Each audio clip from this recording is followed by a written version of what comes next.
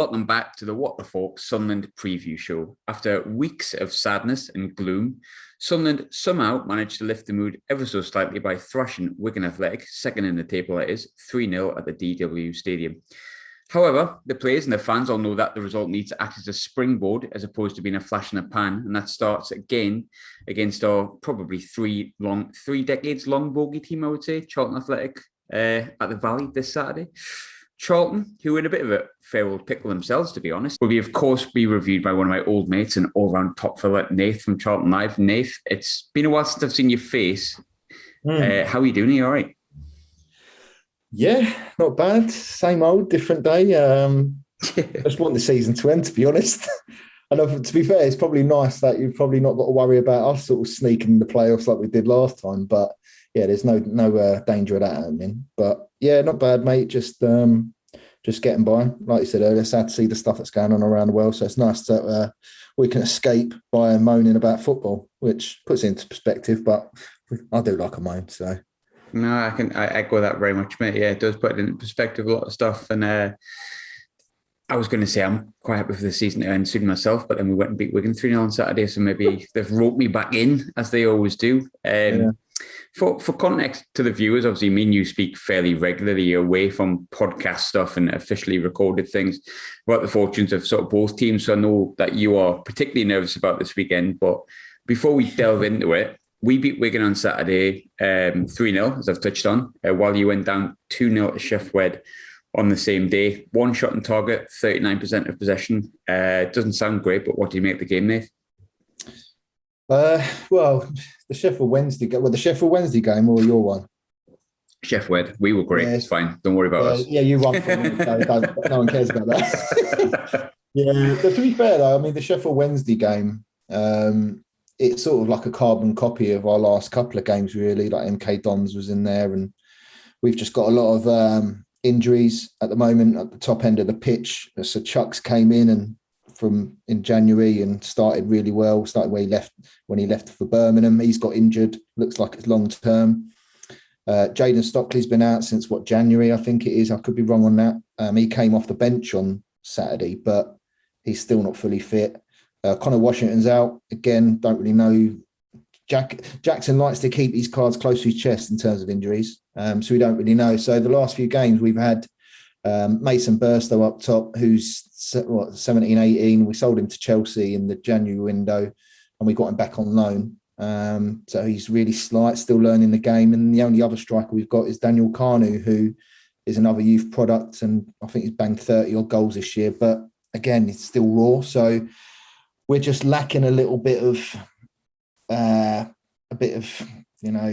cutting edge up top, with Mason being slight, and we're playing Jonathan Lecco up top, who's not a centre forward. So we've got two slight centre forwards who are just getting bullied. So it doesn't surprise me that we're struggling for goals at the moment. But like I said, Jaden's back, but again, he's not going to be 100% fit. He's been out for months. So that's where we're struggling at the moment. And then at the back, we keep getting injuries. Ryan Innes is out now. Who's a big thorn in the side at set pieces. So you can probably understand why. I know I said this last time when we come up to you and got Jacko's first game as caretaker, but I was just not looking forward to that. But this time I'm even less so looking forward to it now, especially as you've had a good little run. Well, you had a good run Saturday to put that bad run to bed, but hopefully you guys are going to have a nice strong to the end of the season, apart from Saturday, because I'm hoping you'll let us have 3 points for once. For once. I was going to say, losing at Sheffield's not really an embarrassment, but then I sort of look back at the results that you've had, and you've sort of touched on it, but that was 5 defeats in a row now, which, regardless of everything you've just said, is pretty bad. I'm guessing with the injuries and whatnot going on, the confidence is just draining a little bit from the team. Is that what's happening? Yeah, it is. I mean, and we knew February was always going to be a tough one. So in February, which are the 5, you've got Bolton, Wigan, Oxford and MK and Sheffield, which they're all up or, they're all thereabouts. So, and going into those games without any proper strikers, you're always going to struggle. But I think the problem that, when I look at them at the moment is they're lacking confidence. Like obviously you guys have had a bad run and you can see when players are lacking confidence. But not only that, coupled with the fact that if we go a goal down, which we did early doors against Sheffield Wednesday, you can tell the fans know, and it ultimately feeds to the players, it seems, that they know that they can't score 2 goals. So when you've got that, it doesn't bode well for the remainder of the game. And it turned out that way. We're just toothless at the moment. We're not really threatening anything. There's sort of, there's grumblings about Johnny Jackson's formation, which he likes, but we haven't got the personnel for at the moment. So yeah, February was always going to be tough. So I think the game on Saturday is the last one of the, in inverted commas, tricky games, because after that we've got Accrington, Gillingham and Burton, and Wimbledon, Doncaster, which are literally all around us. So I think we need a couple more wins just to make sure we don't go down to League Two and play the likes of Sutton. Well, they might even overtake us. They're actually doing not too bad. But so yeah, we just want to get Saturday out of the way. I'll take a 0-0, but yeah, we just need to get out of the way, mate, and just get our strikers back fit, just to lighten the load a little bit on young Mason, because he's cramping up. He's only a kid. He's cramping up all the time, but he's the only option we've got unless we replace him with another 16, 17-year-old. I think obviously the probably the most worrying stat from those games can be explained. That one being that you've only scored 2 goals in those 5 games, and obviously none in the last 3. You've lost pretty much all of your strikers there.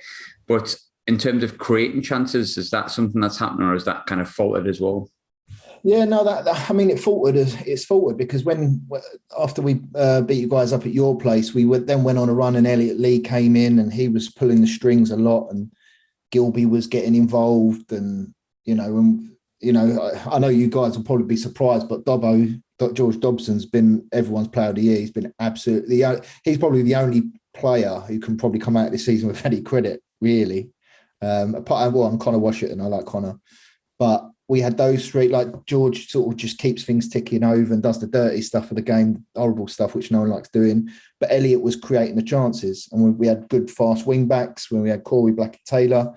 He's injured, so yeah, and it's just gone a bit stale. But I think it comes back to sort of confidence. Scott Fraser come in and looked bright, and then got COVID, so he's missed the last couple of games. But he come off the bench on Saturday, so hopefully he can start getting into his rhythm, because when he came on, I can't remember what the first game was, you can tell he had something in his locker. He's too good for this league, I think, but he just never really, he was playing on the left at Ipswich, which is probably why we got him. But yeah, so we're not creating anything. We don't look like we're going to create anything. The only time it's either going to be a set piece or a scrappy tap in, or we're not really cutting teams open. We look quite one-dimensional, but it can only get better. But on the basis of the last 4 or 5 games or whatever it is, we've just not. Oxford game, we went down to 10 men, but even still, we usually start okay, like 10 minutes, and then we'll just falter. But then on Saturday, we went 1-0 down after 4 or 5 minutes, and then with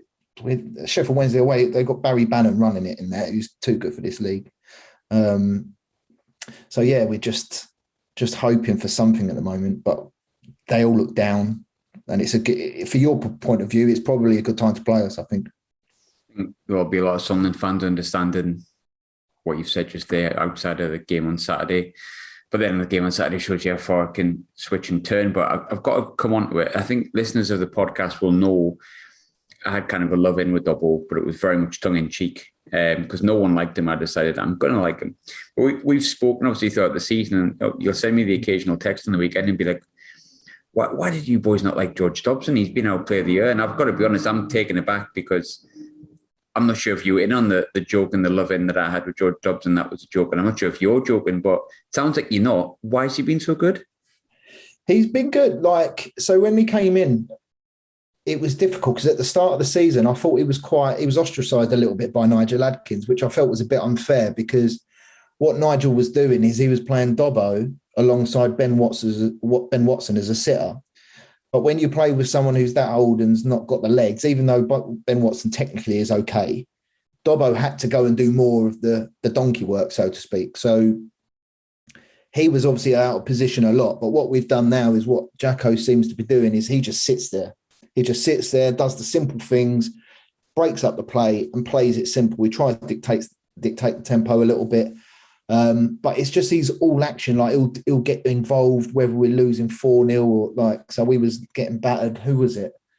I think it was the MK Dons game, like we were 2-0 down, 5 minutes to go. He already had a yellow, but he was still, getting involved, trying to win the ball back, trying to G him up. And Jacko took him off because we thought he's so committed, he might get another book in there. And at Charlton, I think, like most fans, if players are putting a shift in and are really trying to win a tackle or try and get the team going, that's what a lot of people demand.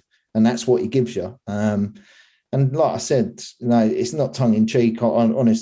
Honest to God, I think he probably will win our Player of the Year hands down, which has been a poor season. But he just stands out because he's quite consistent. He'll have the odd mistake, but I think technically he's okay. I know Wimbledon liked him when he was there on loan last year, and I just think sometimes things don't work out. Aidan McGeady, look how great he's been for you, and he came to us and didn't do anything. There were probably arguments that he probably wasn't 100% fit, but he's still a good player at this level. And I think just sometimes it just don't work out. And I think he just seems like he's at home. He's from Essex. So he's not too far away. And I think probably he's just been the standout, really. He's just been the most consistent. But I think he's been well liked at, you touched on Wimbledon there. He was obviously well liked at Walsall, or clubs further down the country than obviously where Sunderland was. And it definitely didn't work out from at Sunderland, but pleased to see someone doing well. Another player that I kind of half forget played for Sunderland, even though he did for 4 years, but he only made about half a season worth of appearances, was Adam Matthews. I see he's still at Charlton. What's going on with Adam Matthews? Is he still alive? Does he still exist? Yeah, he's still playing, and it's weird because when we was in the Championship, he was one of our better players. In the Championship, he was a really good player. We thought, and then like he seems to do every year, get a year contract, and then it looks like he's going to try, his agent's going to try and get him a better move.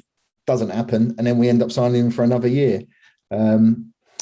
He's had a couple of injuries here and there this year, but the last few games he's been quite frustrating because he's either as a one-on-one defender, or his recovery as a defender, as a fullback, is really good, usually. However, the last few games he's either letting people cut inside too easy on their stronger foot, or he loses his man. Like that, there was even though the goal against MK Dons was an amazing ball by Coventry, which they scored from, he seems to lose his runners a lot. So I think this year has been quite a disappointing one for Adam Matthews. But again, he's been in and out. We've not really ever had a settled side. So sometimes he's played at centre-half on the right as a sort of a wide centre-back role. He's played right wing-back. He's played right full-back. And I just think with Adam Matthews, you just don't know which one you're going to get. You're either going to get an okay one, a really rubbish one, or a decent performance. So, yeah, he's been frustrating this year, especially of how well he did in the Championship. But, yeah, he's still playing. I would imagine. I don't think he's injured, so I'd imagine he'll be probably playing on Saturday because we ain't got anyone else to play there, unless we put Chris Gunter there, but I think he'll play at centre-half. Just completely forgot he existed, Adam Matthews. Not in a bad way. I kind of forgot that he was still kicking about. He was at Celtic. He played in that Barcelona game, didn't he? With Tony Watt, I'm sure he did. Or he was mocking Lionel Messi. That's insane, isn't it? Really, it's insane. But then, that's what I mean. A good recovery run. But it's like he just switches off. But that's not just to him. That's everyone. But I just think it's been a disappointing season all round, to be honest, from us. It's funny because last time we faced each other, obviously, I think it was October, and Charlton were a lot of people's tips for the automatics, but it hadn't really started that well. And when we spoke, obviously, Adkins wasn't sacked, but he was sacked obviously a few days later, and then Johnny Jackson came in. A lot of fans from outside the club sometimes look at those managerial changes when a coach or assistant manager takes over and they think, is it not just more the same thing? But he did get the gig on a full-time basis, and a lot of Charlton fans, from what I could see, were really happy with it. In your opinion, did the appointment make sense to appoint Johnny Jackson? At the time, yeah, 100%. I think he couldn't have done anything more to get the job, really. I think he deserved the time. It's not like he's kept the same formation as what Nigel did. It was quite evident Nigel wanted to do a 4-2-3-1, whereas Jackson prefers this sort of wing-back role with one behind two strikers, which we don't have at the moment. And he started getting a tune out of players that Nigel couldn't, one of which was bringing Dobbo back in, which we said earlier. But I think at the time, yeah, it was definitely the right decision. I still think it is now. In my opinion, I think it's still too early to get jittery and think that, because I was saying on the Charlton Live podcast the other day, we've got to understand in the space of a year, we've had Lee Bowyer, Nigel Atkins and Johnny Jackson, and we've got a squad full of players which has gone from a diamond formation, which Bowes liked, where we got promoted with and obviously came down with. Then we've gone to a 4-3-3 with Nigel. And then obviously Jackson wants to play with these wing backs. So all of a sudden we had all these wingers. So Jai me, Charlie Kirk, who's now at Blackpool somehow. And he's now got a squad of players that he can't really fit into a system, which is another story altogether. But I think it was the right decision at the time. I just think looking at the recent form, it does look quite bad, and it is bad. But when we try and piece it all together in terms of the injuries and the teams we've played, I do feel a bit for him, but I think he doesn't help himself a little bit sometimes by persisting with a formation that we don't have the players for. But he's still on. I don't really know the ins and outs of his contracts. I know it's some sort of performance-related contract, so I don't know if Thomas is going to keep him for the summer, which I think he should, because I think Jackson should have some time to build a squad like every other manager seems to do. But who knows? It's Thomas's decision, But I think it was the right thing at the time. I think we'd be pretty peeved if he started as he did with the game up at the Stadium of Light and went on that run and then didn't get the job. So it's all captain hindsight, isn't it, really? But yeah, I think he still deserves another bit of time. I've seen that in the aftermath of the Sheffield game. I mean, obviously I didn't watch the interview, but I read the quote. He kind of, quote unquote, went in on the players. I don't know if it's a good or a bad sign, because some managers do it to kind of get something out of them, and obviously he's been with those players a long time, so he's not going to do it lightly. But is that a sign that already part of it are cracking, or is that part of his personality where, like, if you're not pulling your weight, he's gonna call you out? Yeah, I think it's probably a bit of both, mate, to be honest. There's a lot of players there that have run out, their contracts run out. So I think the main thing he's saying is, if you guys want to be part of this journey, which, he's going to build something in the summer, then you've got to start showing me. And I don't think it's just all Jackson's fault. I don't think it's just all the players' fault either. I think it's a bit of both. But I think the thing that's frustrating everyone at the moment, it's just basic errors. Like, those free kicks that, the opposition and near the edge of the box out wide, and they've got a good set piece routine, and they've got big players, and they're facing the other way, and then your defender gives a silly foul away, and you just go, it's naive. And I think that's a lot of the problem we've got at the moment, is our defending is really naive, giving away silly goals. It doesn't help with, like I said earlier, with the confidence, but we're giving away silly free kicks, not tracking our runners, not picking up. I mean, the first goal for Sheffield Wednesday, the guy was literally on the edge of the 6-yard box, and then flicks it over, and it loops in the corner. It's like, why is he getting first contact there? And it still loops. Just silly things like that. And he's probably just a bit annoyed that they're doing the defensive shape, they're doing the defensive set pieces, and week after week we just keep giving teams a head start, especially with our predicament up front. We're not giving ourselves any chances. So I think he's just starting to get a bit annoyed, saying, listen, I can do so much on a training ground, but you still got to do your jobs. I can't hold your hand. And I think to an extent he's right. But at the same time, the general, the conversations that are coming up is, should he persist with this 5-3-2 when we don't have enough players to fulfill a 5-3-2 formation? So I can understand it, but I wouldn't say it's cracking. I just think he's probably just getting a bit annoyed that it's just Groundhog Day for the last 3-4 games. It's quite weird in the defence as well, because obviously you've got the young boy from from Norwich, sorry. But alongside him, you've got Chris Gunter, and then you've also got Sam Lavelle, who, Chris Gunter, obviously massively experienced. Sam Lavelle, nowhere near the same age or same level of experience, but he's captained teams around this level. So it's not like there's a lack of experience there. So potentially those mistakes are coming from the formation. Possibly. I mean, yeah, there probably will be. I mean, we've started. So obviously, Chris Gunter's he ain't played before. He's played the last two because Sean Clare got sent off against Oxford, and Sean Clare was playing on the right of the three, because he's the dynamic one who can bring the ball out and that sort of stuff. So he got sent off and was banned for 3 games. So he misses Saturday as well. So Chris Gunter will be playing. Sam Lavelle is a good leader and a good defender, but however, he's only just come back recently from a long-term injury as well. So I think he was out for like 2-3 months, maybe even longer. I can't remember the game he played. It might have been the MK Dons one.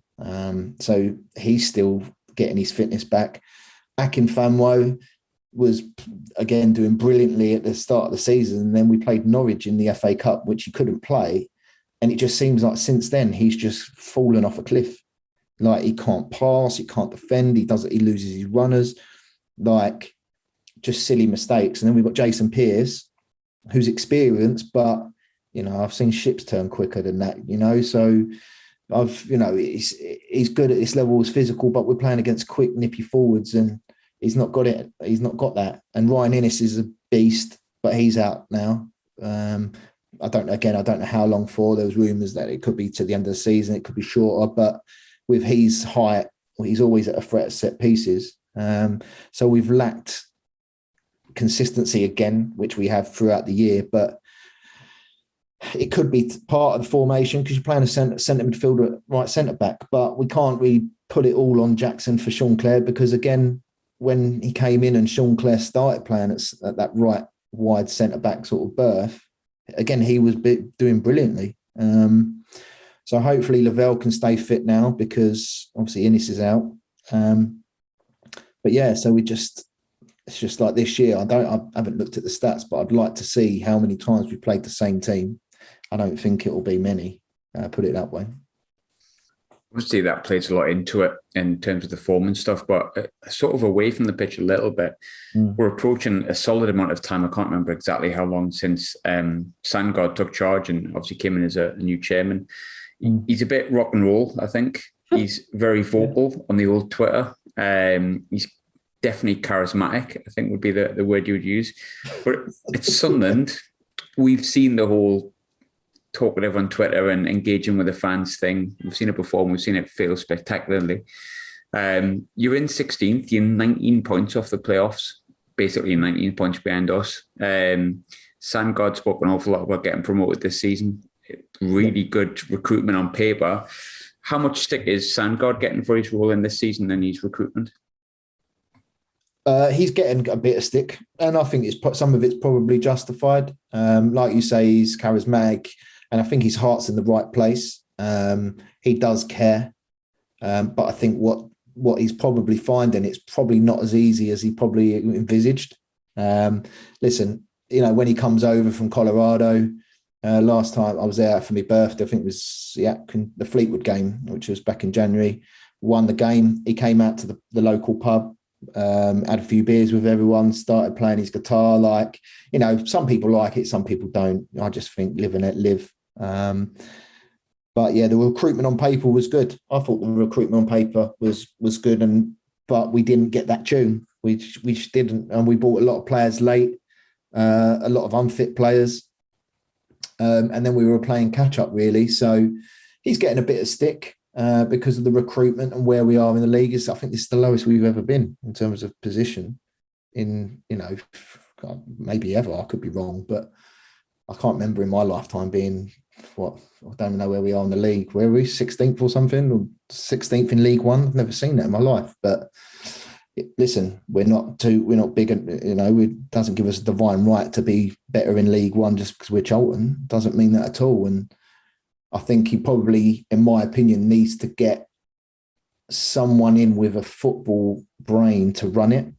Not to say that, you know, he can't run it well. I just think he needs a bit of help. You know, he needs that sort of director of football. I mean, it's like some people were saying, get Kirbishley in. There's a backseat role, like he can help Jackson, but it just doesn't seem like we're going to get that. And he just wants to run it, which he's appointed his son as head of data. No experience at all, apart from maybe little bits and pieces. And you're like, is he running the recruitment, or I don't know. So I think this summer's his big one. If he gets it wrong again, it's gonna. I think because a lot of fans will probably give him a season. You know, we're going to write this off anyway, but give him a season and we'll go again in the summer. But I think he probably underestimated the size of the task. if I'm honest. Which a lot of football owners do, but I feel for him a bit because, as I said earlier, he's got, you can tell he cares. He's not like a Roland. He's not like Matt Southall or anything, he cares. But I just think sometimes he just needs to sit back and just get help when he needs it. But I just think he wants to do everything. One of those ones, that always wants to be involved, but too enthusiastic, if that makes sense. Yeah, absolutely. Touching on the recruitment, obviously, there was tons of players that you brought in the summer akin to Ipswich. It hasn't worked. If George Dobson's the best of that lot that you brought in, who's been the most disappointing? Well, I mean, the most disappointing, the one that I was looking forward to the most was Charlie Kirk, because I know what he can be at this level if he's played in the right position. So obviously with Charlie, he came in last minute. And as he was moving, his dad died as the transfer was happening. So he obviously moved down and obviously was struggling. He's just a kid, He's been at Crewe his life. He was a big fish in a small pond. And then he's come to a bigger club. No disrespect to Crewe, but we are. Come to a bigger club. And he couldn't settle. Then he couldn't get in the team, and then he wasn't getting much game time. Then Jacko's come in. And then as a winger, which we all know who knows League One football, Charlie Kirk is best on the left with an overlapping fullback so he can cut inside. But when you're pigeonholing Charlie Kirk as to a wing-back, he's not doing it. He's not going to do it. And it's proved that because we've loaned him out to Blackpool and he's doing okay. I think he's made a couple of appearances with a view to a permanent move. So disappointed from Charlie, really, that he didn't kick on, but considering the circumstances, you can understand it. But at the same time, it was that right player, wrong time, I think. I think if Jacko was more in line with Nigel's way of thinking and playing with two wingers, I think we'd get a good tune out of him because he's a good player. But I think, that would probably be the one that disappointed me the most because I was loving it when he joined, I must admit. Yeah, good player. I think he was linked to Sunderland, I think, in the summer as well, and I wouldn't have had any qualms with that. I think they've got a good batch of young players. Tom Lowry's a good player down at Crewe as well. It's quite surprising how many good young players they've got in the position they're actually in, truth be told, but there'll be reasons for that, I'm sure. Talking about young good players coming through, Charlton always seem to produce about one a season these days. I think the one at the moment that people can see is obviously Gallagher, who's on loan at Crystal Palace at the moment and looking outstanding, got into the England team. Is there any new players coming through at the moment that, are kind of giving you a shining light? Well, I mean, obviously you've got, Mason Burstow came in, and again, he's still so raw. It's not, when he went to Chelsea, I was so surprised because I'm not saying that he's not good. Of course I'm not, he's good, but he's raw. And Chelsea bought him because of his performance and he's got a lot of potential, but bought him a lot earlier than I thought we would. Daniel Kanu, who's, even though it's youth football's banged in 30-odd goals in a season. So that will probably be the next Masons because I can't see Mason Burstow coming to us next year with Chelsea. They'll probably put him out to one of their other 58 clubs that they send players out on loan to. But you've got, Albie Morgan, like it's mad really. He seems to have been around for ages, but he's only, 22 or 23 maybe, but push. He started since, I think Jacko sort of pushed him out a little bit to say, you need to work on your defensive side of the game, and rightly so. He's starting to improve more now. He's got a lot more energy. We have a centre-half who's not really featured, really, Deji. He's not really featuring because, he's still learning as well. But you've got plenty on the the conveyor belt.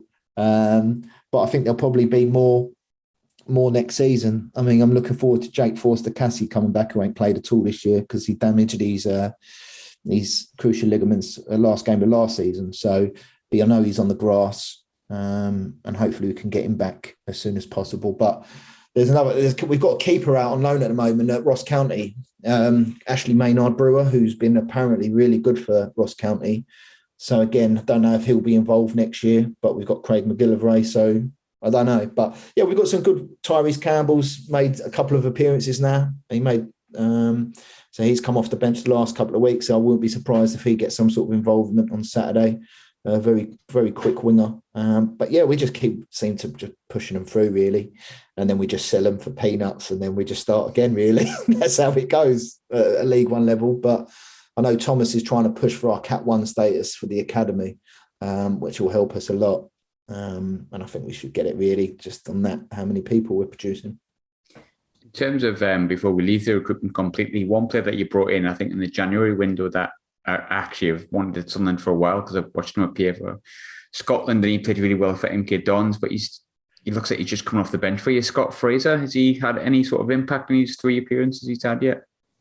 Yeah, so I mean, obviously he came in quite late in the window and he came off the bench. I can't remember what game it was. And he had a couple of nice touches. He then came off.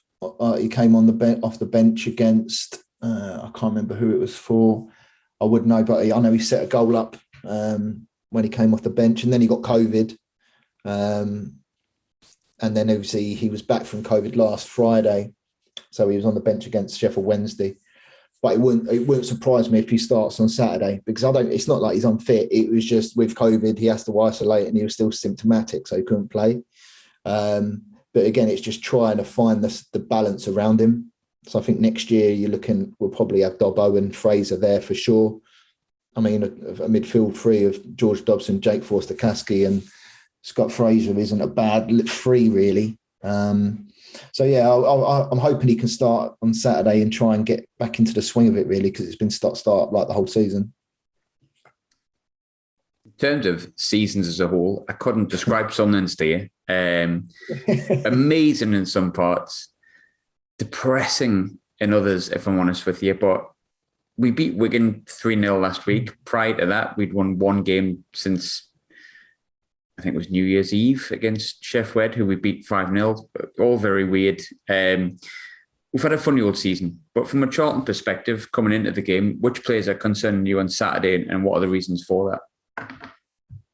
It'll be Ross. It'll be Ross Stewart, I think. 100%. I think there's just the amount of goals he's scoring. He's always a threat. Alex Pritchard, I think, is too good for this level. Way too good for this level. And then obviously, I don't know, is Elliot Emberton playing? He's coming off the bench recently, but he's a bit hot and cold for me, Elliot. Sometimes he'll put in some tremendous balls, and at the start of the season, he looked really good.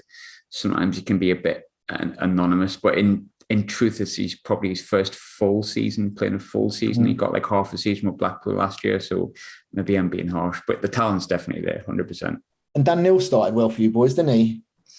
He looks knackered at the minute, but I was going to say I've not really heard too much from him. So, but again, if we're playing youngsters too much too soon, we've just got to understand that you're always going to get inconsistencies at that age, aren't you? But I think Ross, obviously, with anyone who scored 22 goals, has probably scored more than us we have all season. I know that ain't true, but it seems like it at the moment because we can't score. But yeah, listen, I think you've got some dangerous players. We've got some dangerous players, but we haven't got them available.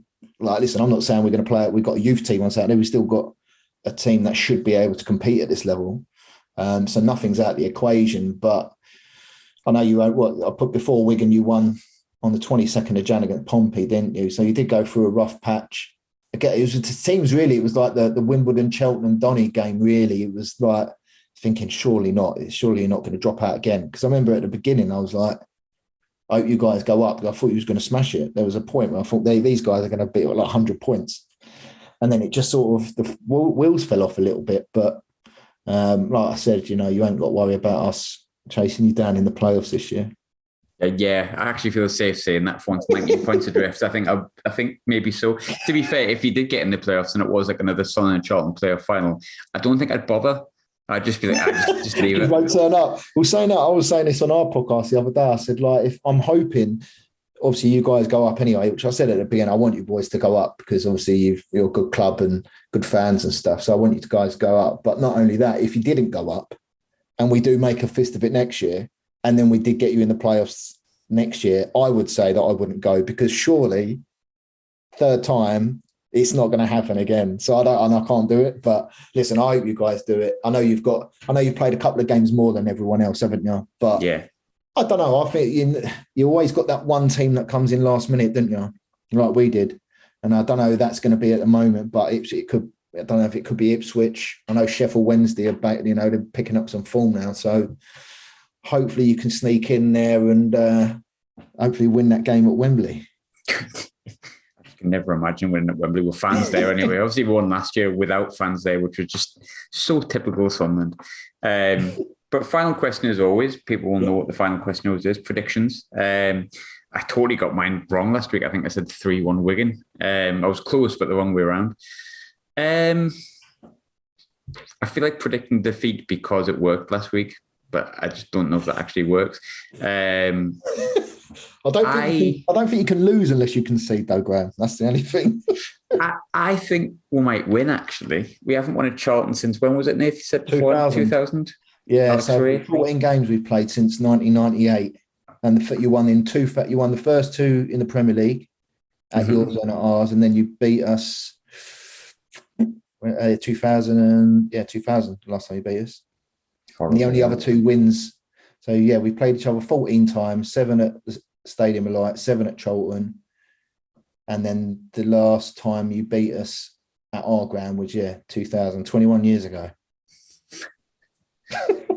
Alex Ray scored the winner for anyone. Ray was a 35-yarder, screamer. The last time you beat us was with Gooch, wasn't it? And it was Gooch in the last minute. I remember that day. That was boiling that day. I'll never forget that.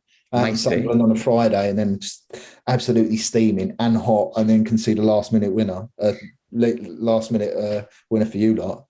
Oh, that was a day to forget. I remember that was the day when I thought this all was going to be dead easy and a nice year down in League One and just piss the league and it'd be all right. 4 years later, here we are. And I can't decide if I'm predicting if we'll beat Charlton. So, go figure. I think we might win. I'm going to say 2-1. Nathan, I'm going to say 2-1 Sunderland. Yeah, I mean, to be honest, the way I can only go by form and I can only go by Stockley might play, but I don't know how fit he is. And what it's been going like at the moment and how we've been playing going forward, I just can't. And with no Ryan Innes now for set pieces, I'm just looking around.